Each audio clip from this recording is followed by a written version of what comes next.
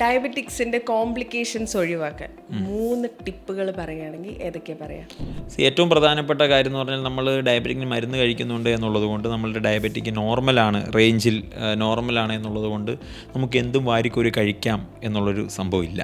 നമ്മൾ മരുന്ന് കഴിക്കുമ്പോഴും നമ്മൾ നിയന്ത്രിക്കേണ്ട ഭക്ഷണങ്ങൾ നിയന്ത്രിച്ച് വേണം നമ്മളുടെ ഫുഡ് പാറ്റേൺ, പ്രത്യേകിച്ച് ഷുഗർ ഇൻടേക്ക് പോലുള്ള കാര്യങ്ങൾ നമ്മൾ അപ്പോഴും കൺട്രോളിൽ വെക്കണം എന്നുള്ളതാണ് ഏറ്റവും പ്രധാനപ്പെട്ടത്. 2, വ്യായാമം വളരെ പ്രധാനപ്പെട്ടതാണ്. ഈ ഡയബറ്റിക്കിൻ്റെ കോംപ്ലിക്കേഷൻസ് ഒഴിവാക്കാൻ ഏറ്റവും പ്രധാനപ്പെട്ടതാണ് ഫിസിക്കൽ എക്സസൈസ് എന്നുള്ളത്. മിനിമം ഒരു 30 മിനിറ്റ്സ് എങ്കിലും ഡെയിലി ഫിസിക്കൽ എക്സസൈസ് ചെയ്യുന്നത് ഏറ്റവും പ്രധാനപ്പെട്ട ഒരു കാര്യമാണ്. 3-മത്തത് നമ്മളുടെ ഓർഗൻസിനെ പറ്റി കുറച്ചുകൂടി ടേക്ക് കെയർ ചെയ്യണം, അവയ്ക്കുള്ള മോണിറ്ററിങ് കൃത്യമാക്കണം എന്നുള്ളത്. എസ്പെഷ്യലി കിഡ്നി, ലിവർ, ഐസ്, ഈ 3 കാര്യങ്ങൾ നമ്മളുടെ കണ്ണും ഈ പറഞ്ഞ പോലെ കിഡ്നിയും ലിവറും നമ്മൾ കൃത്യമായി മോണിറ്റർ ചെയ്യുക, അതിൻ്റെ ഫംഗ്ഷൻസിനെ നമ്മൾ കൃത്യമായി മോണിറ്റർ ചെയ്താൽ നമുക്ക് ഒരു പരിധി വരെ ഇതിൻ്റെ കോംപ്ലിക്കേഷൻസിനെ ഒഴിവാക്കാൻ വേണ്ടി സാധിക്കും. അപ്പോൾ ഡയബറ്റിക് ഉള്ളവർ കോംപ്ലിക്കേഷൻ ഒഴിവാക്കാൻ 3 കാര്യങ്ങളാണ് ശ്രദ്ധിക്കേണ്ടത്. 1, ഡയറ്റിൽ ഒരു കൺട്രോൾ ഉണ്ടാവണം. 2, എക്സസൈസ് കൃത്യമാവണം. ഈ പറഞ്ഞ പ്രധാനപ്പെട്ട ഓർഗൻസിനെ അവർ മോണിറ്റർ ചെയ്യണം. ഈ 3 പ്രധാനപ്പെട്ട ഓർഗൻസിനെ മോണിറ്റർ ചെയ്യണമെന്നുണ്ടെങ്കിൽ ഇതിന് എന്തെങ്കിലും പ്രശ്നമുണ്ടെങ്കിൽ അത് നോട്ടീസ് ചെയ്യണം. അതിനെ ടെസ്റ്റ് ചെയ്തുകൊണ്ടിരിക്കണം. ഇപ്പോൾ ലിവർ ഫംഗ്ഷൻ ടെസ്റ്റ് ചെയ്യാം, കിഡ്നിയുടെ ഫംഗ്ഷൻ ടെസ്റ്റ് ചെയ്യാം, നമ്മുടെ ഐസിനെ ടെസ്റ്റ് ചെയ്യാം. അപ്പോൾ എപ്പോഴെങ്കിലും ഇതിൻ്റെ ഫംഗ്ഷൻസ് അബ്നോർമലായി തുടങ്ങുന്നുണ്ടെങ്കിൽ ആ സമയത്ത് നമ്മൾ ടേക്ക് കെയർ ചെയ്താൽ വളരെ നല്ലതാണ്.